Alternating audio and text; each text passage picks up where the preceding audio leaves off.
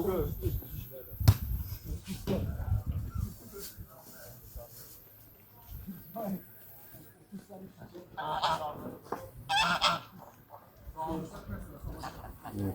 can çok sesli olmak lazım.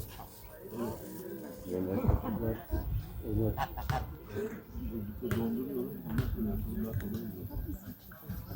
Hayır böyle sıcak kesiyor.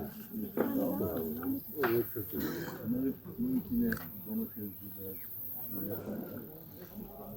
Bir Hatice var biliyor musun? O diyor.